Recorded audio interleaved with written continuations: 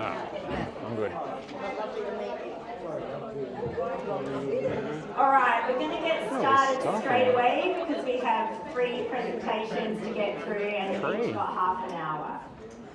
So welcome to this afternoon's session here on beautiful Gadigal land. And I'd like to introduce to you Benjamin Knight and Brodie Germaine, whose presentation is called BAIL, which doesn't stand for what you think it might. It's Be an Indigenous Leader, Integrating Fitness, Mentoring and Cultural Connection in Youth Justice. Take it away. Thank you so much for having us. I just want you to just take a breath for a sec. So if you feel comfortable, you can close your eyes for me, if that's okay. If you don't feel comfortable closing your eyes, that's totally fine. So if you just take a little breath here and just think about why you're here. Just have a bit of a think about how your body feels. Think about your toes. Give them a little wiggle if you want, make sure you're still alive. And I just want you to imagine that we're sitting in circle. We weren't able to achieve this at this session, so if we can imagine we're sitting in the circle. Just think about a little fire in the middle of the circle. You can rub your hands together a little bit of warmth on your palms. And then just bring your hands up to your heart. Feel those warmth of the fire deep in your chest. And now once you're ready, open up your eyes. So pumped to be here. So pumped to have this fella up here with me. He's a little nervous, so let's give him a round of applause, Brodie Germain. So Brodie, over to you, mate, for a little acknowledgement and to bring us in. Yeah. First time holding the mic. I just want to acknowledge the Gadigal people of the Eora Nation, both past, present and emerging. I also want to acknowledge everyone in the room today and giving me this opportunity to speak. You know, I'm from Mount Isa, Queensland, small little town, and I grew up in small little Aboriginal communities my whole life. So, you know, first time in Sydney, actually second time in Sydney. So I'm nervous, but I think I'm very honoured to be here and very grateful, you know, to be able to share my story and, you know, my upbringing and the work that I do. And yeah, so very grateful, so thank yous. Well done, Brodie, well done. All right, so I want you to understand this, you're part of a bit of a journey here today. So Brodie, he started a little program in Mount Isa and we're working together on bringing that to life. Now, Brodie is very good at getting these kids engaged and we're learning how to build a business. And this is actually going to be a live podcast or a live system, so just be careful of anything you say, it might be recorded. But we want to be able to create this as a bit of a conversational piece and for you to be able to hear Brodie's magic. So I just wanted to have a shout out to, like, I get to spend a bit of time in Sydney on Gadigal land, and I know like George Street, I think, was an awesome trade route for the people that were here first, and this Eora Nation here, which means here, this place. Just pumped to be in this place and super proud to be sitting here with a young Indigenous leader with you all. So Brodie, are you ready? Yeah, go on. All right. Welcome to this live podcast with Brodie Germain at the Reintegration conference. Brodie's going to kick us off with just who you are. Tell us a bit of your story, mate. So yeah, my name is Brodie Germain. I own a business in Mount Isa, Brodie Germain Fitness. I also work in child protection for the last 8 years. I have our local Aboriginal medical service. I'm a proud Pitta Wakai man. So my grandmother, she's from a small community, Booyah, so in northwest Queensland, with 300 people live there. And my grandfather, he's from Katherine, but grew up in Camberwell, which is about 200 people live there. So, my grandparents grew up in those little communities. I've grown up in Mount Isa, Kalkadoon country, so I think Mount Isa has about 18,000 people. It does 5 minutes to do a perimeter of our town. So it's pretty deadly. If you start work at 8:30, you can wake up at 8:20 and get to work on time. But so that's my intro, yeah. Rad, thanks, Brodie. Tell them about how we met and what randomness happened when we met. Yeah, so I work in child protection and as well as the business. So from 5:30 to 7:30, I work on my business, whether that's content or respond to emails and, learn, building myself up to be a good business person. And then 8:30 to 4:30, I work full time at the AMS. Then 5:30 to 7:30, I'm back in the gym. So I keep myself busy because that's what's helped me become the man I am today and keep me on the straight and narrow. But I work 1 week Mount Isa and 1 week in Doomadgee. Doomadgee is a very rural, remote Aboriginal community. I've worked up there for 4 years. The story was I got an email from a fella named Benjamin Knight, and I'm a bit funny with emails and phone calls, like if I don't know him, I won't answer. If I don't know the email, I won't respond. I'm a bit shame, So Ben emailed me and I thought it was a spam, so I said, no, you're right. I said, no, you're right, I won't respond. And then he kept ringing. And what happened was I was in Doomadgee, and those who know Doomadgee being rural, remote, the reception's pretty bad. So I end up saying, I'll go on, I'll ring him up. I rang him up and we were having a yarn and we connected up. He actually saw my story on the ABC, which they put on TV, and it went quite viral, I guess you say. And he saw my story, and so then we started yarning, and I was thinking, this fella a bit rude, not answering me. But I didn't realise the reception knocked out, so I was spinning a 10-minute yarn with no one, so I had to redo it, so oh, the fucking hell.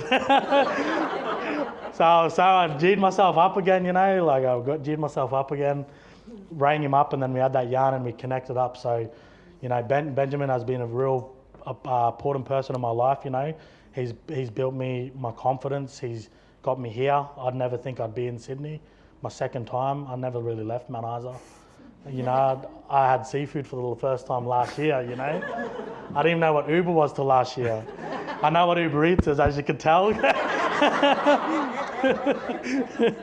But yeah, so I'm very grateful to meet someone like Ben that has been on this journey with me and has supported me. I don't know much about business or, much. I didn't apply myself in school. I was good at football and that was it. And I was good at crime. But, having someone like Ben that has looked out for me and reached out to me and answered the phone, it was deadly. So that's how we met. Thanks, mate. I wish I could get back that 10 minutes just to find out what you said, just in case it was super important. I don't even know. What I really want to know, Brodie, is the reason why I reached out and the reason why you're an important person in my life now as well is you had that experience in Mount Isa, and the way in which you tell your experience of childhood is very vivid and something in which I didn't have, I guess. And then to come out of that and want to give back to kids like you were in the community is super amazing. So I'd love you to tell everyone just what was that journey like from getting in trouble, driving around in cars that you're not supposed to drive in, getting into mischief. What was that journey from that to what you're trying to do now? So I think I met someone yesterday, Jacob Little, and really inspired by his story, and we spoke about what the word normal was. What is normal? So I thought I had a normal life growing up, but when I speak about it to my counsellor and speak to health professional, it wasn't quite as normal as I thought. Growing up, I grew up in a housing commission. I'm Aboriginal, but I was always the white boy, my colour of my skin. I'd go out to parties at 30 and I'd get flogged up because I was a white boy, So I grew up around a lot of violence, a lot of domestic violence. A lot of my family in and out of jail. A lot of my aunties and uncles in and out of jail. I nearly did some time myself. But just growing up in Mount Isa is just, I don't know, for me now, as I've got older, I really appreciate the little things, and that's the quote I live by. You don't get to realise what, others have. So, but growing up in Mount Isa, I love it. It's a small little community. You make your fun. We don't have the resources. We don't have Uber Eats. But, it's what you make of it, and that's what's made me the man that I am today. I look after my community, and I moved away, played footy, and was on a contract, and I gave it all away, because drugs, alcohol. But I moved back to my community because I want to give back, and that's something I thrive by. Tell us a little bit about the story that resonates for me is when you went camping on country and lucky enough to be mentored by the awesome Ernie Dingo as part of that. Yeah. I'd love to hear about what that experience was like, sharing your story in that group. Yeah, so I'll go back a bit. So I did, growing up, I was really got into a lot of trouble, stealing cars, breaking enters. I couldn't go to a shop without stealing. I don't know what it was. I was just bad. But always getting up to mischief. And when I grew up, I wasn't good at much things. I didn't have much good role models. All my uncles I idolized, but I idolized them because they had the Gucci. They were gangsters. I wanted to be like them. But growing up, I was good at footy. So I was very grateful. I made Queensland under 16s when I was 15. Then the year after, I made Queensland again. Then I made under 18s Queensland twice, and I ended up captaining the Queensland side. And a boy from the bush was a huge thing, and I ran the boys out. And that's kind of where that leadership come into it. But as leadership comes, when I was around 18, being captain on the footy side, I didn't know what a leader was, so it was a bit overwhelming. I got a footy contract down at Townsville where I played rugby league. I was in the 20 system, and then I tried drugs. I didn't even know what drugs were. I knew what marijuana was because my parents, on it, but I tried drugs for the first time, and that kind of just went downhill. Gave up all the footy, gave up who I was as a man, my morals. I was doing some pretty stupid shit. So I sit here today with a lot of regret, but I don't, because it's what's shaped me. The hardship and the struggles and the choices that I've made has made me who I am today. But yeah, so I think, did you want me to talk about? Yeah, tell us a little bit about that camping on country and what that experience was like and why we do it. So from there, I was always on this roller coaster, and then I got into work. I worked at a meal prep business. I actually got fired because I thought you could eat all the food for free. I'm not even joking. Here's someone who's selling drugs. Here's someone who's selling drugs and that, and didn't have no job. And I thought, where I work, I eat for free. So I was pumping meals every session, and I was stealing them, and I got fired within a couple of weeks. But I ended up getting a job at my local AMS in preventative health, social preventative health. And that's when it got me into working with young kids. It made me feel real deadly because, I was one of them kids, the disengaged. I don't like saying the word disengaged, but a young person that may have had some troubles and doesn't know, the right path. And that got me into working in the child protection space. And from there, what Ben was saying, I got into doing men's groups and working alongside my elders and community that looked out for me. And then the Ernie Dingo stuff. So we did a men's camp up in Normanton, a place called Delta Downs. And I don't think I've shared this in a group, but the week before I committed suicide and woke up in hospital, and it was quite I refused to go to the camp because I was just in a state. I was heavily on drugs and I didn't want to go to this camp. I said, nah, fuck the camp, but my partner still, she said, you got to go to this camp, get uncomfortable to get comfortable. So I did it. I made it sure that I didn't want to be part of this camp. So that's when I've always lived my culture, whether the colour of my skin, I'm proud to be Aboriginal, and I'm proud to do the things that I do. So when we were out on country with Ernie Dingo, we were in a yarning circle, and we were going to do it today, but there was 60 of us, 60 men. And I was sitting there and I was quite emotional, but I was in this weird state, I just got out of hospital because of what I did.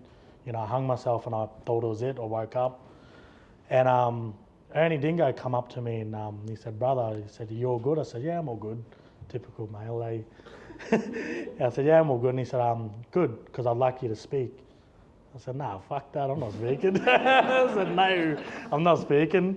Eventually I said, he just put it on me. So, we're out out on country, we take our shoes off, we put our feet in the sand, grab some sticks, it keeps me grounded, So I was a bit comfortable, and then he just said, what's going on? I want to know about Brodie Germaine. So I told him, I broke down in tears, and that was the first time I ever talked about my personal life.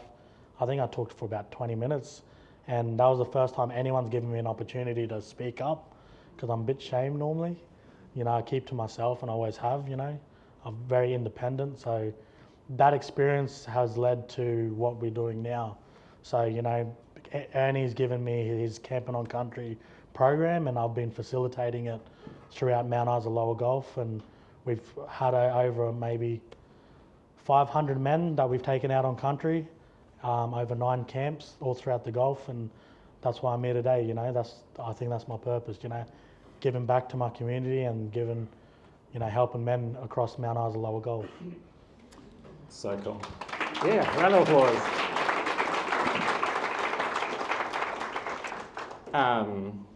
I was lucky enough to live in Mount Isa for 3 years, probably like 15 years ago, showing my age now. But I was very intrigued coming back and hearing that the watch houses with the young people, they're full every single day, overcrowded. When you talk to the community around young people, they essentially go to youth crime as the first topic of conversation. And when you're there just cruising around, like the kids are just cruising, right? On their bikes, cruising around. And I think the things that Brodie's trying to do is an outlet, a place to go, a support. So Brodie, why don't you take them through what the gym is? Yep. And then what that sort of gym experience, how that translates to going on country as part of that experience. So, and I think that, for a lot of us, exercise is one of the best tools for not only our physical health, our mental health. And, fitness doesn't mean a gym. It can be going out, taking your dog for a walk, walking up, up a hill, or doing anything. So the gym, I kind of started at the gym during COVID. I was doing PTs in my shed. And then I was just going to different gyms, working out, and then eventually found my own space, and I've got my own gym now. So as well as doing the child protection work. So what we do, the exercise is a great tool for what we do to get young people, both male and females, into the gym, knowing that there's a safe space where they can exercise without, getting Mount Isa being a small community, a lot of lateral violence we deal with, But the gym is a good tool to get people in the doors, and then from there we can offer a lot more, like our on-country programs. So what our on-country programs consist of, we take young men at the moment for 7 days. We go out 6 hours from the town out on country, no reception. We got sat phones, and we got ambulance on board, paramedics, sorry, just in case. But there's no reception, so there's no phones. And what being on country teaches me and teaches young people is being present. I think we always sit here, we worry about what's happening in a week's time, a month's time. But when you're out on country, it's just you and country, So you get to learn things, I teach a lot of my brother boys, how to make didgeridoos. And that's something I do because I have bad anxiety, but playing the didgeridoo has helped me with my breathing when I'm stressing out. Back then it was grog and other shit, but being on country keeps me grounded, and I'm very privileged to be able to work in a lot of areas, all throughout the Gulf, and since I've started working with Brodie, I think it's been really interesting, especially when you're starting to look for grants, right? And you're like, well, how does this grant work? And part of the grants is always cultural engagement. And a lot of the time it's like get a letter from someone, or like, how does that work? So Brodie and I have been really focused on what does that actually look like to consult an elder, a community member, and Brodie just does it naturally, and it's yarning and it's connecting. So Brodie, do you want to have just a couple of minutes on what that experience is like and how we want to be able to grow that experience to be more than just a letter maybe? So just, when you go on for our culture, going on someone else's country, it's important, you got to go through those protocols and what you can and can't do. But something that works for me is having that yarn and actually inviting the elders from that area to be part of what we do. So I don't go out on someone else's country without someone from that area, an elder. And every camp that I've facilitated, I've had elders from that area. And the beauty of that is they're from that area. They know the history. they've got kinship, they know who mob are from there. And it's really powerful because they get to see firsthand. It's hard to explain right now what a camp is, but when you come and do it with an elder, it's deadly because it's powerful. The elders get to see what it's like to be going out bush. We get, I don't know if you know the killers, we get fresh beef. We go home with a full esky, we catch barra, we eat stingrays, we make our spears. We literally live off the land, and it's deadly because these things here kills us, our young people. So when young people are isolated out on country, there's no reception, the phones don't even bother. So it's like that quote I live by: appreciate the little things. When you're out on country, you make things and you do things, and it's pretty powerful when you do it. And I'm hoping to expand. So I've ran 9 camps throughout Mount Isa Lower Gulf, for those that know those areas. So Mount Isa, Doomadgee, Normanton, Burketown, Booyah, Dajara, and hopefully up Mornington Island. But we're looking at some cultural exchange in the future with getting people, like a Joe maybe. So what we're hoping to do is speak for some of myself. I've only been to Sydney once. We want to do some cultural exchange where we take young people from Mount Isa Lower Gulf, First Nations young people, and bring them up to Sydney, and vice versa, take young people from Sydney, take them out on my country, out the Gulf. And just to show that, like for me, I never went to a footy game till last year, and I spun out, I never ate seafood till last year, and Uber Eats, these are things that a lot of our mob back home in rural remote areas never experience. I showed my brother boy how to order from Culture Kings. Like he didn't, like some things we take for granted, so there's a lot of things that I hear you see from us mob up northwest area. You'll be like, holy shit. So just on that, we were able to organise a bit of like that cultural exchange type scenario. So there is a fella here, his name's Joe Kwan, there he is. Big round of applause for Joe Kwan. I sent him a message yesterday and said, can you be part of our talk? And he's like, yeah, for sure. And then I asked him again today, and he's like, I thought you meant, can you talk about me, not I need to talk. So, but I'm stitching him up right now just to see if he wants. No, he's shaking his. He's nodding. Come on, Joe. Come on. Come up here. I'll swap with you. Tell us about your Mount Isa experience. You've only got 2 minutes though. Here. This is not awkward at all. Sick. Thanks, brother. I had the privilege. Brodie and Ben invited myself and the team up to Mount Isa. We've never been anywhere. Like we literally were flying in. It was like dirt. I was like, what are we in for? We got there. It was 50 degrees. So just like Brodie being very, Sydney being very foreign to him, Mount Isa was very foreign for myself and the team. But it was a bit of an eye opener. He kindly invited us to Kakadu land and taught us about the land and about the culture and traditions, and we run programs. So I'm from Confit Pathways, and we run mentoring programs in every youth justice centre across New South Wales. And we have a lot of Indigenous young people part of our program who are so disengaged. Like, you don't like the word disengaged, but they don't know enough about their own culture.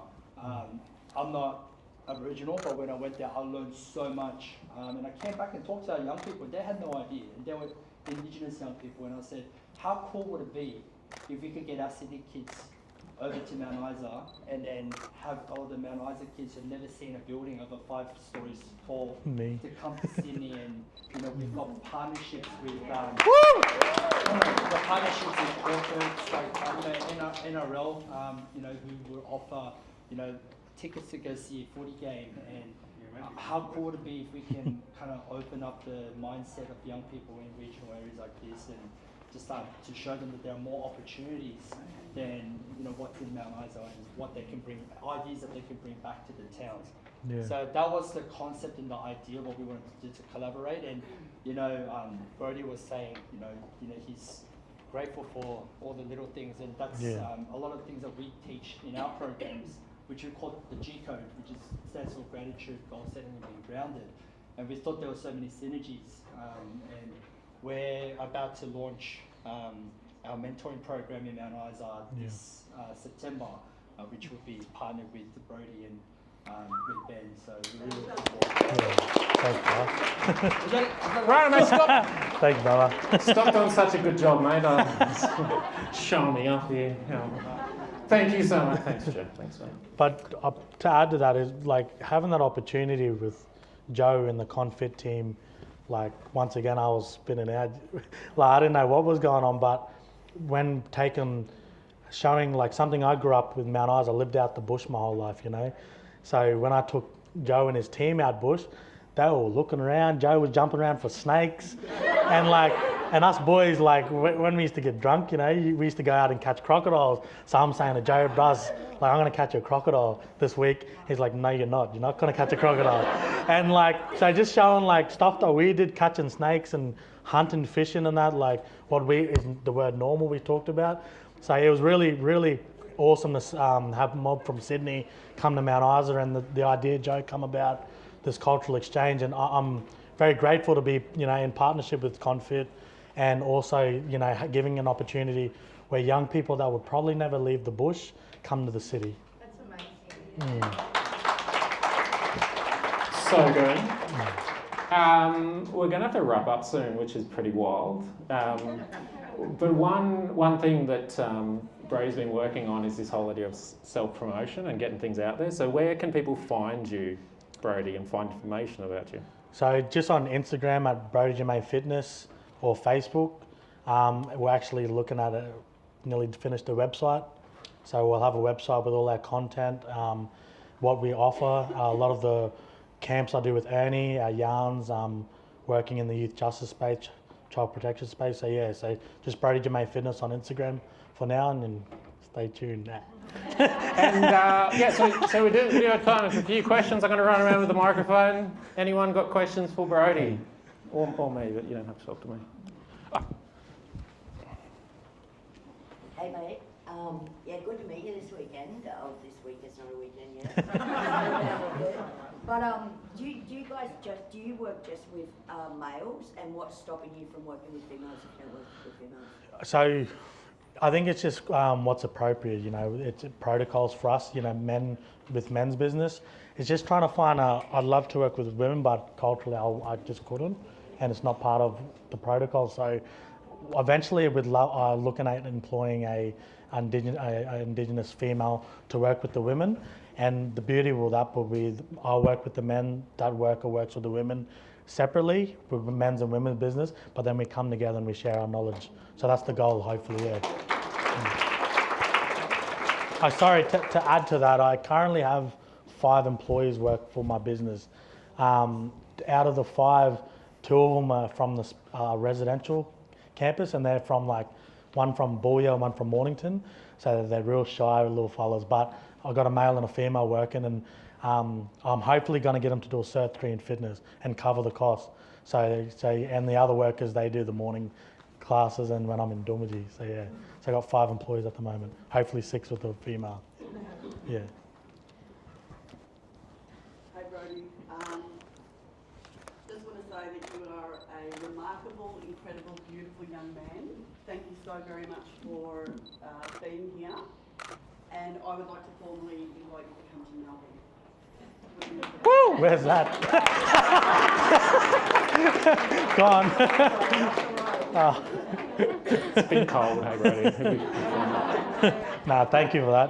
1 minute to go. Is that one question? Or? The heart to all, no. Thank you. Any other questions? Oh, You got to answer me an email? Hey? You got to answer me an email? It's good. It's good. Busy. Brodie, do you have a question for anyone in the crowd? Nah, more not a question. I just want to say thank you for everyone attending and giving me an opportunity to talk about my story and the work that I do, and very privileged to be here and very grateful. So thank you all.